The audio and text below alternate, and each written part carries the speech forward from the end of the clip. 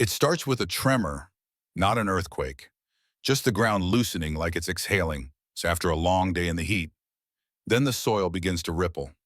Corn stalks sway without wind. The water in a plastic trough shivers. A floodlight clicks on. A dog growls, then falls silent.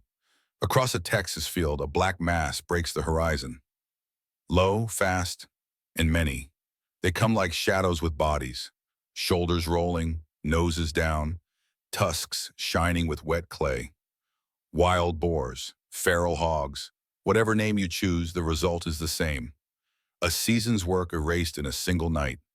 To a farmer, there's a particular soundtrack to catastrophe, the tearing of roots, the plastic screech of irrigation lines, the hollow thud of a fence post giving way. Hogs don't just graze, they excavate, turning rows of seedlings into churned mud in minutes.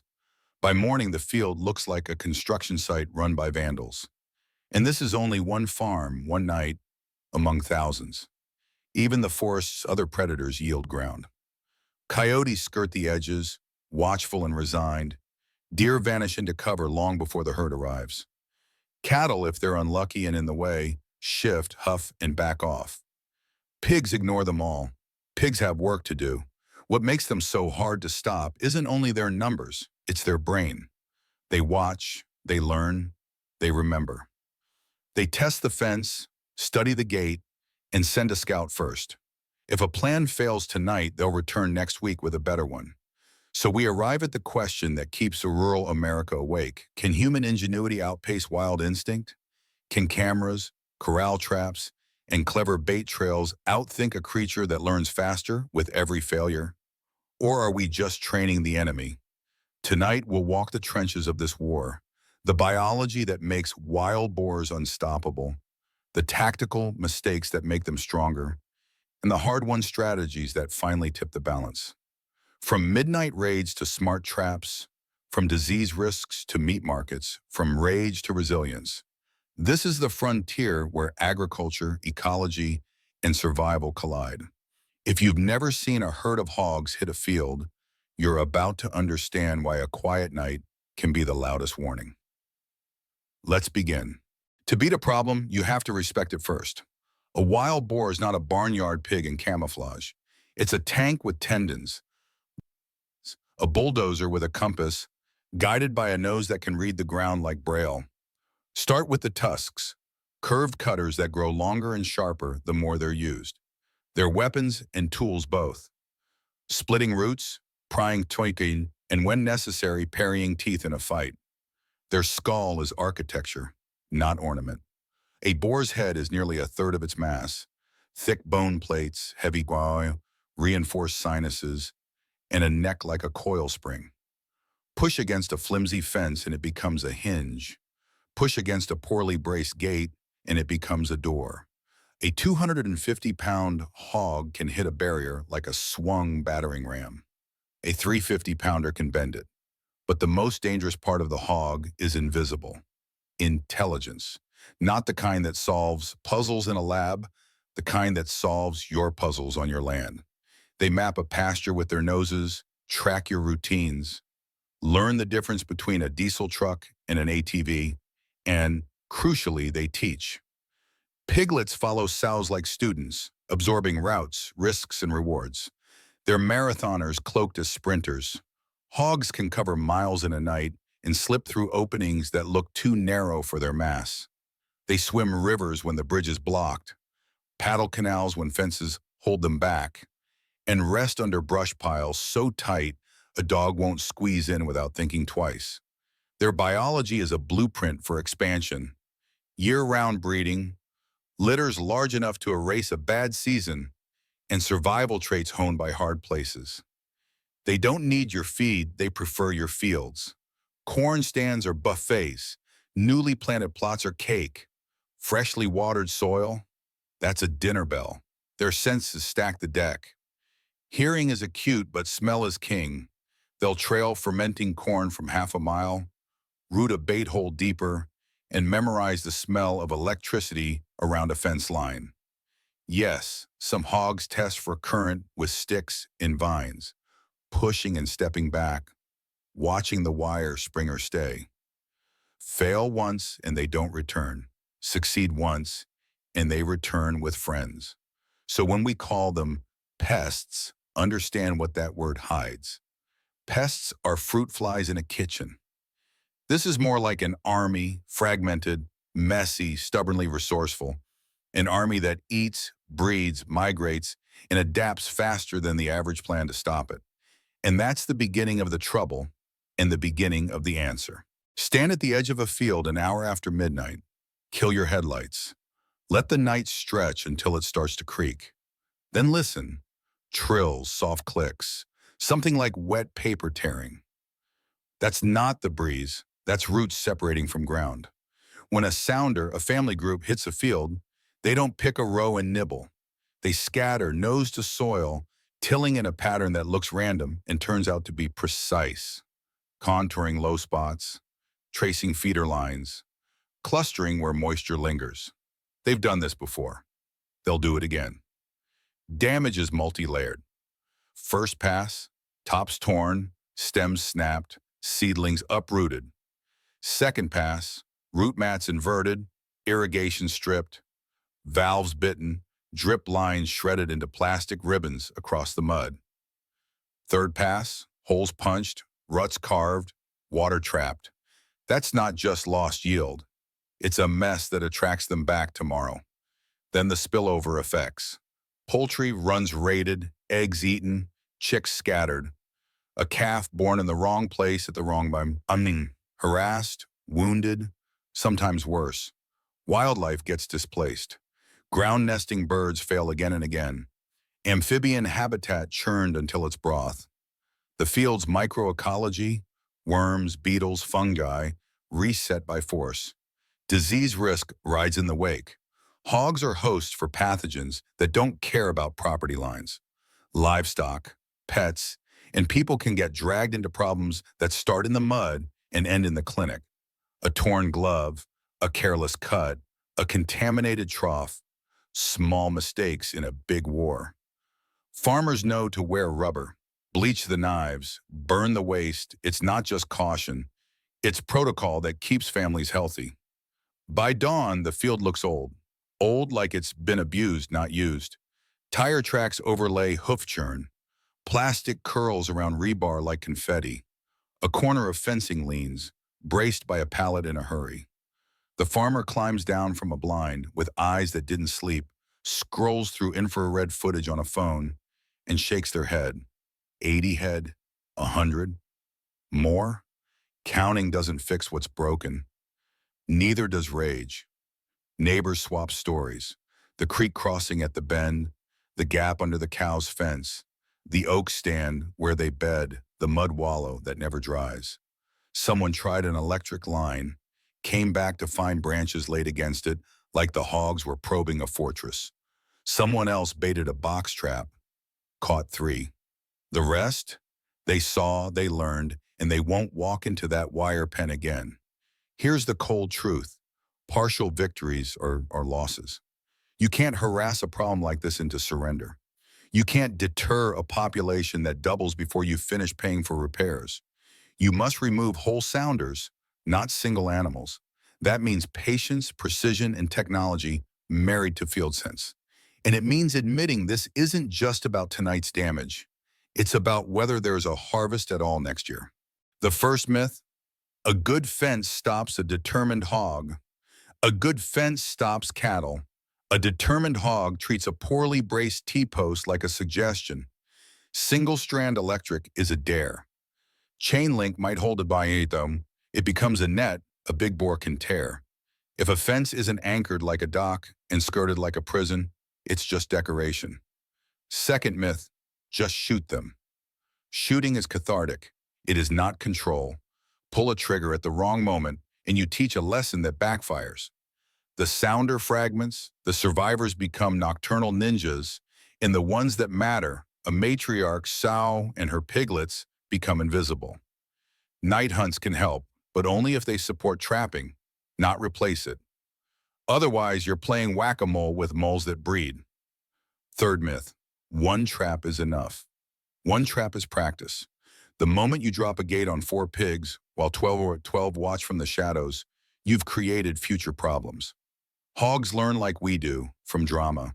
They memorize panic sounds, gate slams, strange smells. Close too soon and you don't just fail, you train. Fourth myth, any bait will do. Any bait will feed hogs. Not every bait will pattern them. Sour corn, fermented mixes, fruit blends, each has a scent signature and a behavior effect. Your goal is lingering, not drive-through dining. The longer they stay, the deeper they go into a trap, the higher your odds of a sounder-wide catch. Fifth myth, cheaper materials save money. Cheap wire mesh saves money once. Then the hogs bend it, you repair it, they bend it again, and each fix buys them time to learn your playbook. A corral that flexes becomes a trampoline for escape. A gate with a gap becomes a lever. The economy option is expensive when your opponent is a blacksmith with tusks. Sixth myth, any time is a good time to drop. The best time to drop is when 70 to 90% of the sounder is deep inside the circle and calm.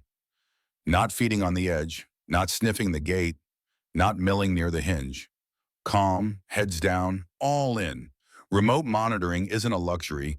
It's the difference between one good night and 6 months of skittish ghosts. Last myth, friend.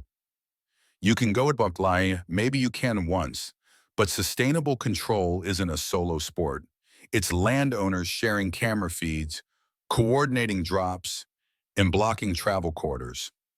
It's county programs lending traps, ag co-ops trading intel, neighbors aligning bait cycles so sounders don't ping-pong between ranches like a buffet circuit. Every myth feels like action until you look at the field in daylight. Results are steel and planning, patience and patterning, and a willingness to admit what didn't work so you don't teach the enemy the one lesson you can't afford to teach: how to beat you next time. Picture a perfect circle drawn into pasture ground, 30 to 40 feet across, 5 feet high, heavy panels tied into heavy posts.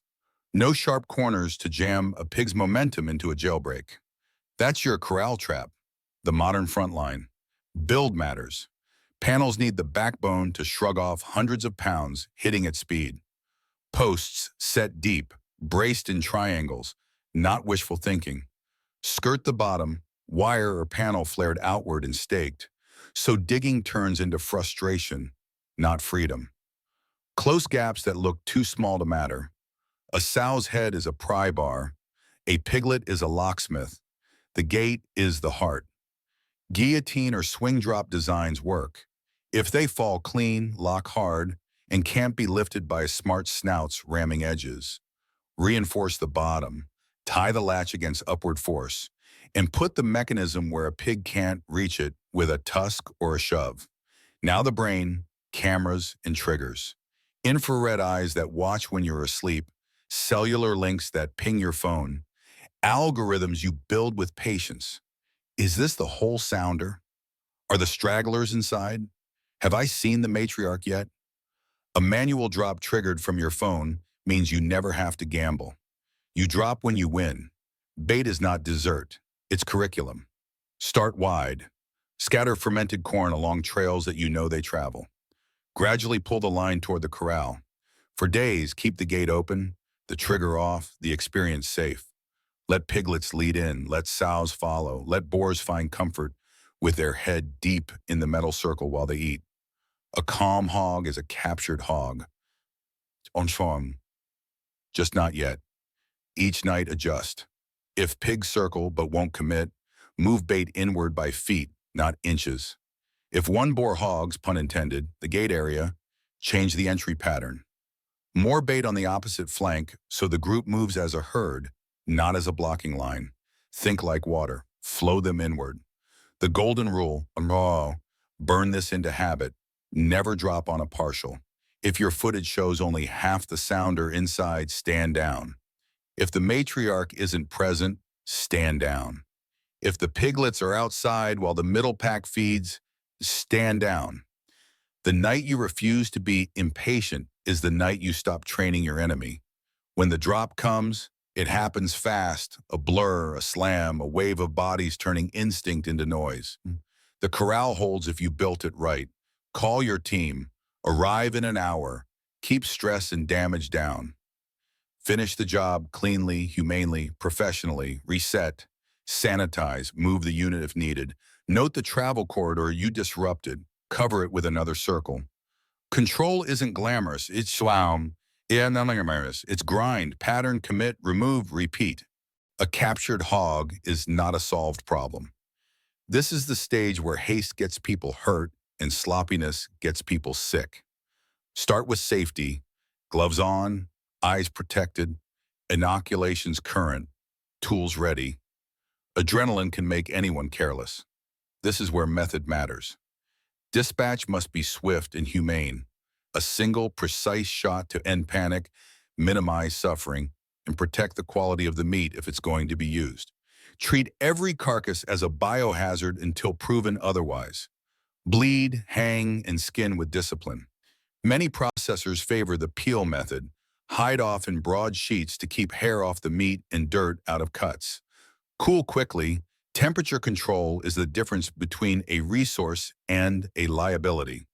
Butchers who know wild pork know the map of flavor. Shoulder for pulled, belly for bacon, ribs for smoke, loins for clean sour. Trim hard fat that can taste gamey. It's structural, not buttery. Keep your tools clean, your cuts clean, your workspace cleaner. This isn't romance, it's food safety. Now the elephant, or pig, in the room, disease. Feral hogs can carry pathogens nobody wants on a cutting board. Gloves aren't optional.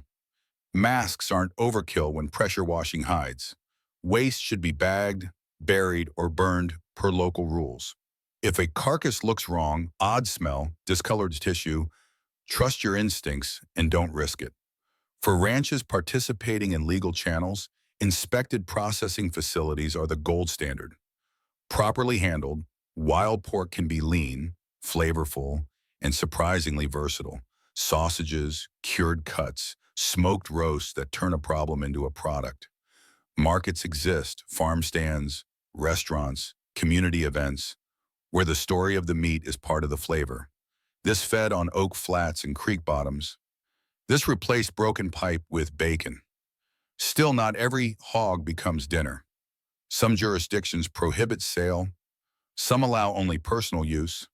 Others offer bounties or removal programs where the goal is population reduction, not product.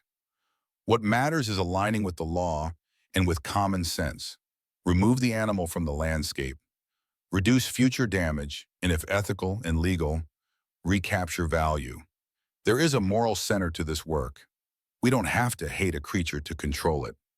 Wild boars didn't ask to be our problem. They became it through a collision of biology and human opportunity. Respect the animal, handle it right, tell the truth about the risks and the rewards, and whenever possible, fold waste back into the land without creating new hazards. Control isn't cruelty, indifference is. To do nothing is to outsource the cost to the next family down the road. One ranch with one trap is a start, 10 ranches with 10 corral circles, shared camera feeds, and a common drop calendar. That's a plan. The long game is coordination. Treat hogs like an enemy with supply lines, not like random vandals. Every creek is a highway, every brush line a back road, every culvert a tunnel. Close corridors in sequence, and you box sounders into bad options. Your options. Mapping is more than pins, it's patterns. Where do they bed? Where do they cross? What do they hit first after a rain? After harvest? After a cold snap? Public-private partnerships matter. Counties can offer trap loans and training.